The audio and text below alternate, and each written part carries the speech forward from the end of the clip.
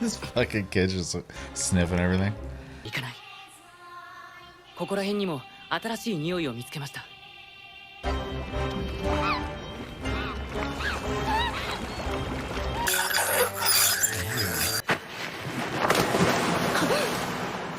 人。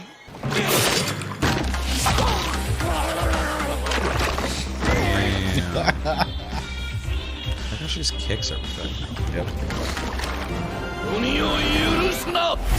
What's going on, and welcome to Tasty Flicks. My name's Seth. This is Chevy, and we watched episode 6 of Demon Slayer.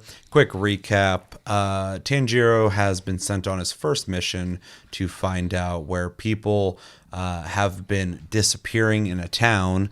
Seems like it's girls have just been vanishing, and so he goes there to investigate those disappearances. We were introduced to a dude, I don't remember his name, but he was walking with his sister, and she was one of these people who vanished. Tanjiro runs into this guy, gets his story, and starts doing an investigation that involves him doing a lot of crawling around and sniffing different scents, which this show has been really good about making that interesting in a visual way. Tracking down where people were, where they've gone. During this investigation, we get to witness one of the victims of the demon that's been perpetrating all these disappearances, with a girl who is trying to go to sleep, and we get to see the fucking jelly demon. At first seemed like a jelly demon, more so seems like someone who's underwater, underground. It's very interesting. It can also manipulate on walls and stuff like that, which is cool, in which he pulls people into his realm, which maybe we'll find out more about, maybe we won't. And yeah, during this, Tanjiro is catches on to the scent of that situation, and runs very fast to that place, in which he confronts the demon by being able to smell where they're at in the ground, stabbing at them, and being able to pull the girl out of the ground, in which the dude who's accompanying him on the investigation helps by holding the girl as Tanjiro tries to fight the demon, who can turn into, or is, 3 separate parts of himself. It seems there's 3 different elements of the same person, with different personalities, and a fucking crazy tooth grinding thing that they do that was very disturbing to listen to and see. Also kind of funny looking, the way they just go like a fucking chainsaw. Yeah. During certain parts of this episode, we are pulled back to prior conversations that happened, revisiting the idea that Nezuko needs to sleep to recharge, essentially, as opposed to eating people. She also has a new fancy box that she's been staying in. Very fancy, looks like a little coffin. And also, we got a little bit of conversation around the idea of an original demon who has made the demons, who's been around for like over 1,000 years. And yeah, you kind of were saying it's similar to Dracula, which makes sense. At least that's the way I understand it. Yeah. And barely touched on, but pretty much get the gist of that. So during this fight, it seems to be going kind of annoyingly for Tanjiro, considering he's facing off against 3 people. And during this altercation, Nezuko does what she does best and kicks a demon in the face.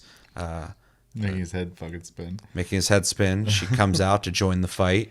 I guess because the episode ends on a cliffhanger where she is charging at the demons.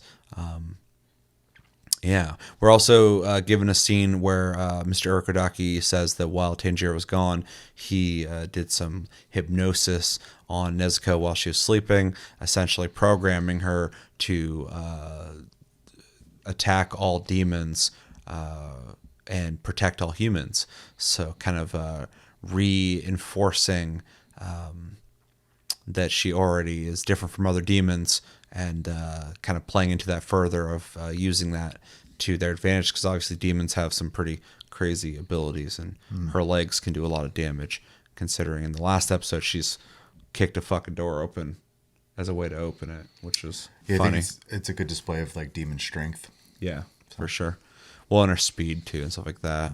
Also, there's a brief scene during the part where Urokodaki was talking about, what he did, that she was seeing herself and her brother, I think, through the two people that were in the alleyway with them, which I thought was an interesting scene. She was reminded of family. Yeah, that makes sense.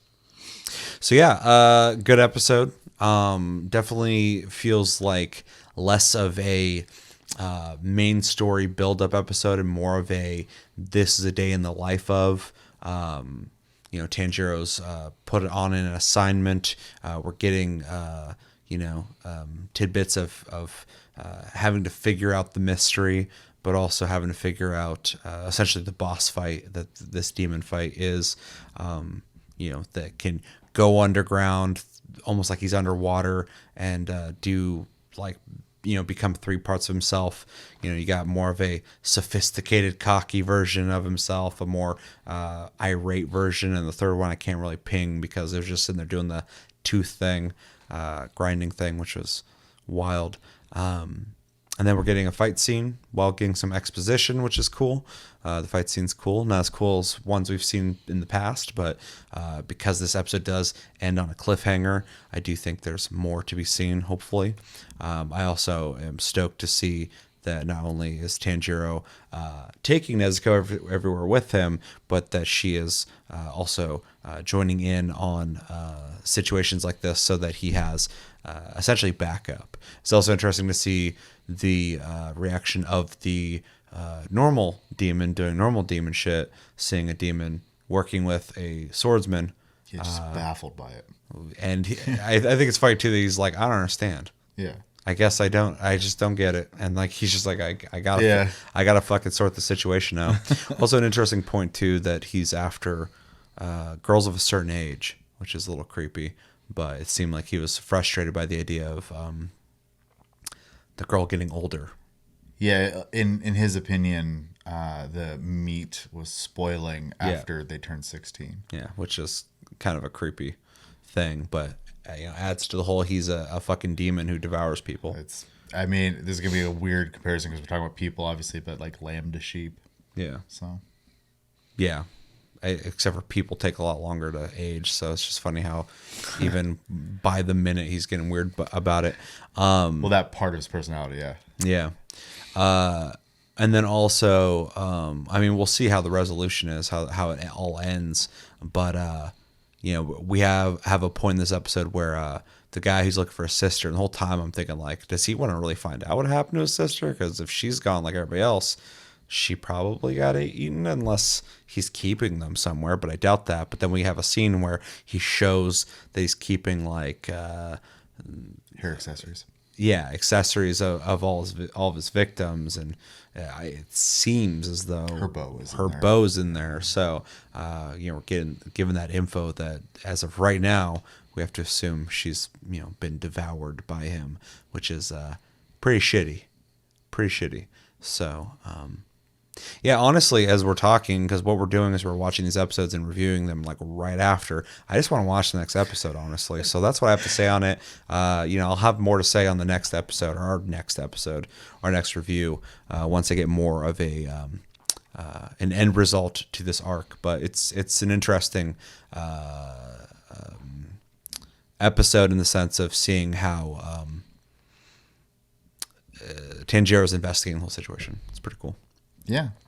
I think it's also nice because we get told last episode that demons have effectively like their own school of I don't know if combat's the right word, but the demon arts, essentially the same way like how the demon slayers have special sword arts that have essentially like properties to them, which like that is definitely cool, but it's like just like a mechanism for powers and abilities for an anime, essentially. Yes. So, but we get a taste of like how the demon stuff works versus like the sword stuff goes, because obviously with the sword stuff, it's all part of the weapon versus the demon stuff's more like magic like feeling almost. So Also, we found out too that his sword being black means that there's not a whole lot of info on what those. that's just how rare it is. Yeah.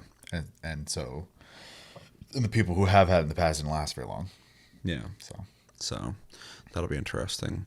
On that note, if this is any indicator of the imagination of what the demons are capable of, I'm pretty interested because before it's all stuff I expect, some big powerful demon as opposed to normal sized human demons. I expect that, but like this guy having this like weird underwater stealth ability, I'm like, oh, okay, so they're not just all locked into being like, I assume at this point any of the normal humanoid ones are just cannon fodder compared to the more interesting ones like this. no comment. Yeah. Yeah, that's what I thought. Yeah, anyway, I interrupted you. No, I don't really have a lot to add to it Yeah. because for me this isn't a surprise. I've watched Yeah. this before, so This is mostly just my fucking reactions to this, and you're here and I'll to. pipe in when I have something to say about it. Yeah, I mean that's pretty much my favorite part about the episode is again the show showing that it's fine with covering some pretty dark themes. Even without showing them to you, which I kind of appreciate. You definitely get the picture. Pretty much every single episode has had something dark in it, so it's a pretty common theme in this. Yeah, and you can. This is just more of an anime observation. We can always tell like the main fight hasn't happened yet because there has been no like crazy animation yet. Yeah. So, but I do like the creativity in his moves, like his pinwheel style attack. Yeah, although I like the way they animated it because he's just in one spot, just like Yeah, spinning. But yeah, it's like a post strike type. there's one shot though I thought was really well animated when I saw it, and it was barely anything, but like I just like noticed it, and it's like when the dude was just in the ground looking at him, he swung at his face twice, Yeah. and he like dodged both of them. It was very smooth, looked great the way they did that. Yep.